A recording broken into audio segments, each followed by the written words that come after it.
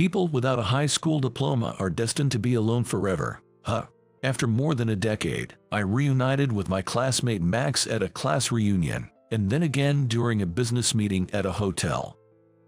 When Max interrupted the business meeting with disdain, I couldn't hide my anger as he started boasting about himself and hurling insults at me. However, the situation took a turn when a certain individual appeared, causing Max's face to contort. As we were arguing at the hotel entrance, a black car pulled up, and a beautiful woman stepped out. "Sorry to keep you waiting." As the woman approached me, a dumbfounded hut escaped from Max. Revealing her identity to Max only added to his shock. This reunion set the stage for Max to plummet into the depths of his own making. My name is Tom Parker. I'm 33 years old. I run a company called Johnson Industries. In simple terms, we supply machinery to factories and other businesses. The company was originally founded by my great-grandfather on my mother's side and was passed down to my grandfather, then to my father, and finally to me, the only son. Since I was young, I was told by my father and grandfather that I would be the next successor, so I joined Johnson Industries right after graduating middle school. Honestly, I did have a desire to go to high school and college. But once I started working and got into the machinery, I was hooked. Now, I'm so glad I chose this path instead of pursuing further education. After 15 years of hard work, I took over from my father as president at the age of 30. Initially, being the grandson of Chairman Johnson and a son of President Parker, I faced a lot of skepticism from the employees, which was tough at times. But now, the employees recognize my efforts and dedication, and they support me. Being a president is challenging, but my days are fulfilling. One day, a postcard arrived for me out of the blue. Little did I know at the time, this postcard would lead to an unbelievable series of events. After a usual day at work, I came home and my girlfriend Olivia, who was living with me, handed me a postcard. "Today, there was a postcard in the mailbox for you, Tom." The postcard was an invitation to a middle school reunion. As I pondered over the postcard, Olivia looked at me curiously. "Why are you making such a serious face? Don't you want to go to the reunion?" It seemed I was wearing a rather grim expression. "To be honest, I'm torn about going," I replied, leaving Olivia even more puzzled. I had a reason for feeling this way.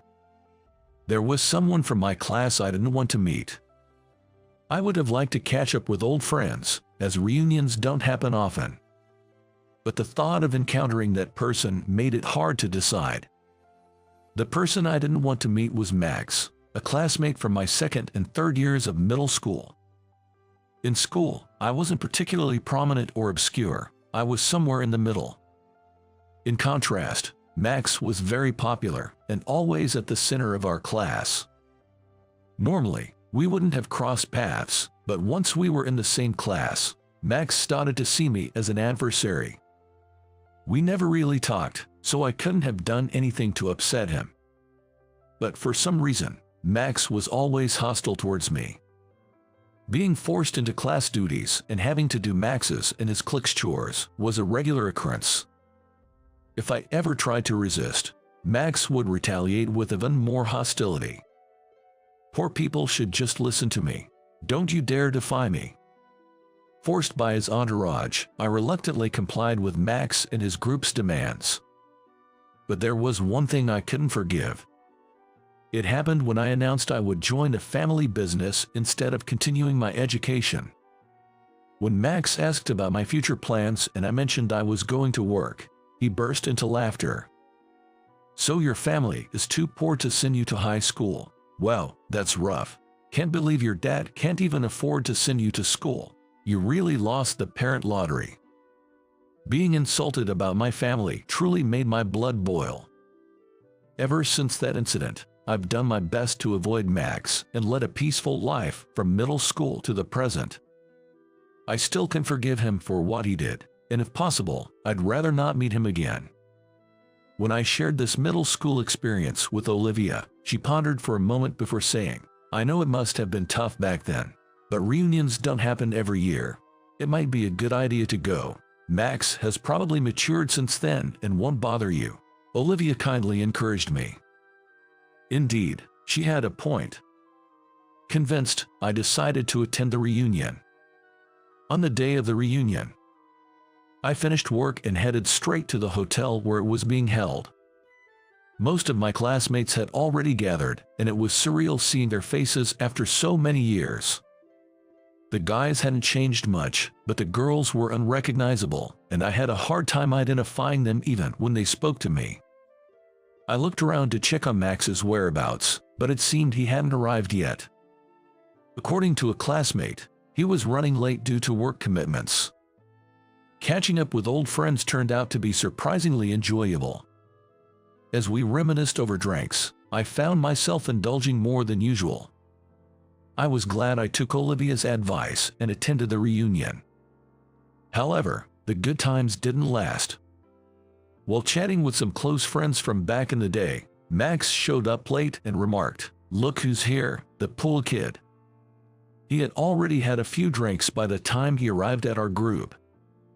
I was so engrossed in my conversation that I hadn't noticed Max's arrival. Contrary to Olivia's hopes, Max hadn't changed at all, neither in appearance nor in attitude. But I was a grown man now. "Hey, long time no see, how've you been?" I responded maturely to Max's taunts. Annoyed by my demeanor, Max, flushed with anger and alcohol, sneered, "Got time to kill here, do you? Must be because you didn't even finish high school, right? Can't imagine anyone decent hiring you." Despite attempts by a few classmates to calm him down, Max remained unapologetic. "Thomas," one of the classmates tried to intervene, but I stopped them. "It's okay, really. So Max, where are you working these days?" When I asked, Max began to speak with a look of self-satisfaction on his face. "I'm a sales supervisor at Harrison Industries." Harrison Industries was a fairly well-known company, not a major conglomerate but sizable. "I'm just a supervisor now, but I'm set to become the president in the future." "President? For family connections or something?" Upon hearing my words, Max's expression grew even more smug. No, I'm going to become part of the family. I was introduced to the president's daughter by President Harrison himself. We're dating now and plan to marry next year, so I'm the next president in line." It seemed he had been set up with the only daughter of President Harrison, and things had progressed smoothly to engagement. "I have everything you could ever want but can't have. Jealous. Wishing you happiness," I replied, seeing no point in engaging further. Yet, Max seemed displeased with my response. "What's with that attitude? I've always hated that smug look of yours." Perhaps the alcohol had clouded his judgment as he lunged at me. I was taken aback by his sudden move, but thanks to nearby classmates and the organizers, I managed to avoid confrontation. Assured by the organizer that they would handle the situation, I regretfully decided to leave the rest to them. I thought my presence might only cause more trouble, which is why I decided to leave. Reluctantly, I exited the scene. Later, I received a call from a classmate who had exchanged numbers with me, filling me in on what happened after I left. Max had caused such a scene that the organizers had to forcibly remove him from the venue. I'll never forgive him. It seems Max harbored anger towards me until the end. Some classmates even asked me, "Did you do something to him?" I still can't understand what about me irked him so much. When I shared the reunion story with Olivia, she said with a look of disbelief, "Some people just don't change even as adults. It's quite a learning experience." Some time had passed since the reunion. I had almost forgotten about that day and was living my usual life when some exciting news came my way. A company I had been courting for years reached out, wanting to discuss business in detail. It felt like a dream come true, and I was over the moon, but then a problem arose. The issue was that the meeting was scheduled on the same day as Olivia's birthday. Normally, I would prioritize work. However, It was going to be our first birthday celebration together, and I had made reservations at a restaurant months in advance. But I couldn't afford to turn down this business opportunity. As I was wrestling with this dilemma, Olivia noticed and asked what was wrong, so I explained the situation to her. If it's for work, then it can't be helped. Seeing Olivia's disappointed face made me feel incredibly guilty. Unable to give up on either, I was searching for a solution. At that moment, something suddenly occurred to me. This hotel, coincidentally, the venue Mr. Thompson had chosen for the meeting was the same hotel where I planned to have dinner with Olivia. As long as the meeting didn't overrun, there would be a 1-hour window before our reservation. I'll send a car to pick you up on the day. Can you take it to the hotel? That's totally fine, but are you sure? Yeah, the meeting is with Mr. Thompson, and it's in the same hotel, so there shouldn't be any issues. Reassured by my words, Olivia seemed pleased. I was relieved to have resolved one issue, but little did I know what was to come. On the day of the meeting, I arrived at the hotel lounge to find Mr. Thompson already enjoying a coffee. Mr. Thompson was staying at this hotel because his daughter and her family, who live far away, had come to visit. They were out sightseeing, and Mr. Thompson planned to join them after our meeting. This was why our meeting was scheduled at the hotel. The meeting started well, with Mr. Thompson listening intently to my presentation and even offering positive feedback. I had received encouraging feedback and was hopeful things were going well when suddenly, "Tom, what are you doing here?" Max appeared in the lounge, accompanied by a man who seemed to be his junior colleague. As I was processing this unexpected encounter, Mr. Thompson asked, "Do you know him?" To which I replied that we were former classmates. "Even a poor guy like you gets to do business in a place like this. Seems like an outfit for you," Max commented, despite it being clear I was in the middle of a meeting. Mr. Thompson looked puzzled at Max's interruption. "I'm at a meeting right now. Can we talk later?" I tried to deflect, but Max, unfazed, pulled out his business card and handed it to Mr. Thompson. "I don't know what this meeting is about, but you'd be better off doing business with us instead of this bottom feeder. A college graduate like me can give you a much better presentation than a high school dropout." Despite my attempts to intervene with a "hey," Max wouldn't stop. He continued to boast about his own superiority and looked down on me as the lowest of the low. Mr. Thompson's expression darkened, and he abruptly declared, "I can't stand this any longer. This is intolerable. Today's meeting is cancelled." With that, he stormed out of the lounge, visibly furious. I hurried after Mr. Thompson, but for some reason, Max and his junior colleague followed as well. As Mr. Thompson got into a taxi, I apologized, saying, "I'll come to apologize properly." He responded with a kind expression, promising to contact me later to reschedule. After seeing Mr. Thompson off, I turned and glared at Max behind me, shouting, "What were you thinking? Interrupting someone's business meeting like that? What's going on in your head?" Yet, Max showed no sign of remorse. I wasn't trying to interfere on purpose, just offering some friendly advice. Feeling it was pointless to continue the conversation, I quickly decided to leave the scene. "I'll be staying here soon with my fiancée. We came today to check out the place in advance." I didn't ask, but Max volunteered this information anyway. I just randomly chimed in and was about to return inside when Max suddenly said, "People without a high school diploma will always be alone." Confused by his comment, I was taken aback when he added, "You're heading towards a lonely old age, so maybe I should ask my fiancée to set you up with someone. But then, everyone probably rejects poor people like you."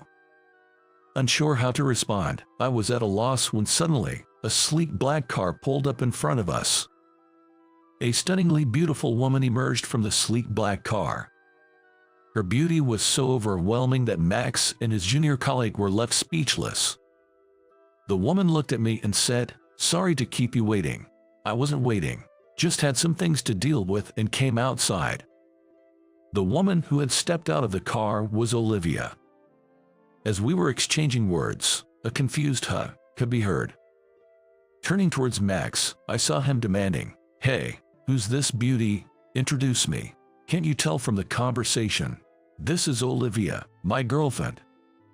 Pleased to meet you, I'm Olivia." Upon introducing Olivia, Max incredulously started mocking me in front of her. "No way.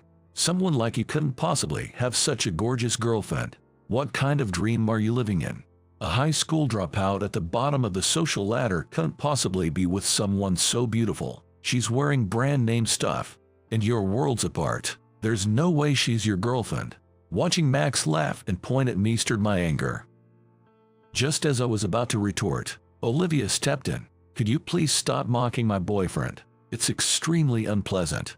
Her clear displeasure and those words seemed to unsettle Max. "Is that really true?" Max asked me, to which I nodded firmly. Unexpectedly, Max made an audacious move. "It's a waste for you to be with someone like him. Why don't you switch to me?" Incredibly, right in front of me, her boyfriend, Max, started hitting on Olivia.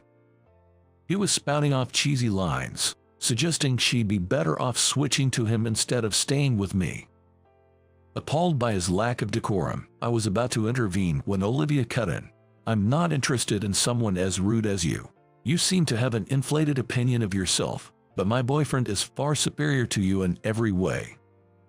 Max was visibly shocked by her words. This guy, really? By the way, how did the meeting go? Well, about that. I began to recount the recent events to her. Olivia looked at Max with a sly smile and said, "You've done it now. That man is very strict about manners. He must be furious. It's over for you." Max, still smug, laughed it off. "What are you talking about? It's just a meeting with some low-level dropouts business contact. It's probably no big deal." As Max laughed heartily, I decided to reveal a crucial piece of information. "The person you angered and drove away was Mr. Thompson, the president of the Thompson Group." "Wait, the Thompson Group, that's our most important. Well, there's hardly anyone around here who doesn't know them. The Thompson Group is a major company that oversees this entire area. Moreover, from what I've heard, Harrison Industries appears to be one of the Thompson Group's most important business partners. Making such a person angry could be a significant problem." As Max turned pale, I decided to address more facts. "You've always been calling me poor, but on what basis are you saying that? What are you talking about? Your family didn't have the money to send you to high school, right? That's why you ended up a high school dropout." Max retorted, clearly misunderstanding my situation. He seemed to think I didn't pursue higher education because my family was impoverished. I had explained when asked that I joined a family business after middle school, but he must have missed that part. So, I took the opportunity to clarify that I joined a family business by choice, not because we lacked funds. "I never heard that," Max said, looking at me as if seeing something unbelievable. Unable to hide his shock, I took the moment to ask something I'd wondered for years. "Max, you've been hostile towards me since middle school. Did I ever do something to you? If I did, I'd like to know." Max hesitantly began to explain the reason for his hostility. "It's because Lily said she liked you." Lily was the girl considered the idol of our grade. I didn't particularly care, but most of the boys liked Lily. Max was probably one of them. Once in middle school, Max confessed his feelings to Lily. During that confession, Lily told him, "I like Tom," and rejected him. It seems his pride was wounded because he was turned down to someone like me, who wasn't even popular, and since then, he has held a grudge against me. I never imagined that such a trivial matter could be the reason for his hostility. For something so trivial, it was so absurd that I found myself saying it out loud without realizing. Hearing this, Max became visibly angry and seemed ready to confront me physically. "How dare you call it trivial? If it weren't for you, I could have been with Lily." I was utterly astounded by Max's grievance. "Don't get cocky just because you're some bottom feeder. I'm a sales supervisor at Harrison Industries. You're not in a position to talk back to me." While being restrained by his junior, Max glared at me and said those words. Then, Olivia, who was standing next to me, suddenly burst into laughter. A sales supervisor standing up to a president like Tom, that's quite amusing. What? President? Who are you talking about? My boyfriend. You didn't know Tom is a president. When Olivia said that, Max looked as if he'd been hit by a bolt from the blue. Actually, I'm the president of Johnson Industries. I took over from my parents. Johnson Industries? No way, that's... Max's shock was understandable. Though I say it myself, my company is considered a major player in the industry, and it's on a different scale compared to where Max works. It's not a company I started, but it has a long history of achievements. Frozen in place, Max couldn't seem to grasp the reality before him. Tom, isn't it about time? Olivia said, looking at her watch. It was 10 minutes before our reservation. You better make a proper apology to Mr. Thompson. With that, Olivia and I went back into the hotel. The next day, when I arrived at the office, I noticed a familiar figure causing a scene at the reception in the lobby. As the receptionist noticed me and called out with a troubled look, "President Parker," the person turned and approached me briskly. "What do you want, Max?" It was Max at the reception. Red-faced and agitated, he grabbed my collar and accused, "It's your fault Mr. Thompson canceled our contract. Take responsibility. It seems that there had been a call from Mr. Thompson's office to terminate the contract with Harrison Industries, causing a major uproar. What do you expect me to do? This isn't something I can fix. You'll have to sort it out yourself. If you just apologize to Mr. Thompson, everything can be settled. It's all up to your apology. An apology from me won't solve anything." We argued back and forth in the lobby, but it was going nowhere. "You have to do something, or my engagement and everything else will be in jeopardy." I decided to reveal another fact to Max. "Even if things with Mr. Thompson are resolved, I think your engagement will be called off." "Why would that be? I didn't mention it before, but my girlfriend is Mr. Thompson's niece." Max whispered in disbelief. "What? Olivia's father also runs a company, and she's essentially a president's daughter too. Coincidentally, she's friends with the daughter of President Harrison."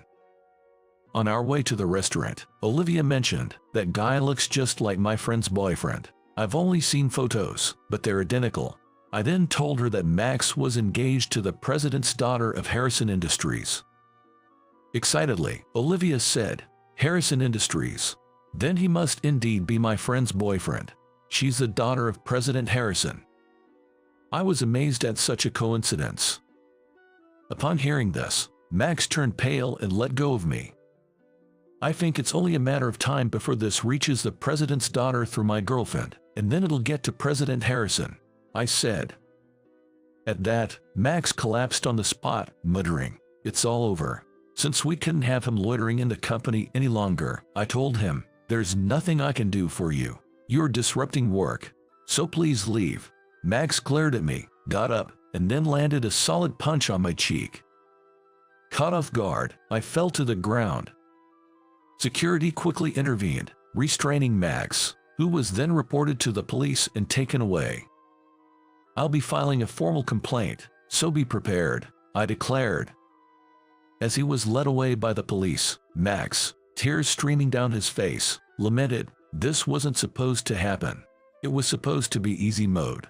Afterward, I intended to file a complaint about the assault.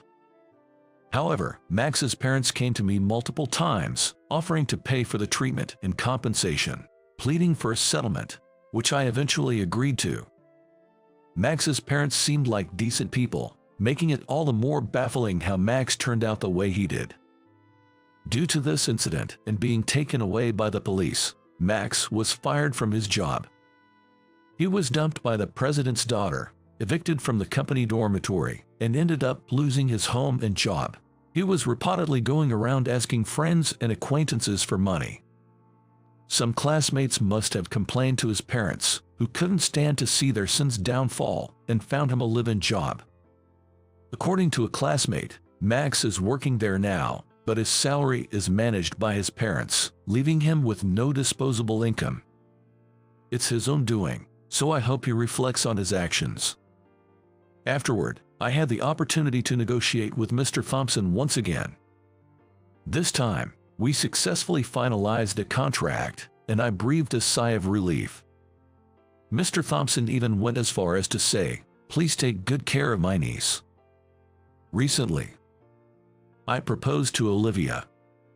I had decided to propose once my work was on track. Tears in her eyes, Olivia said, "Thank you. Now that I have even more to protect, I'm committed to do it with all my might."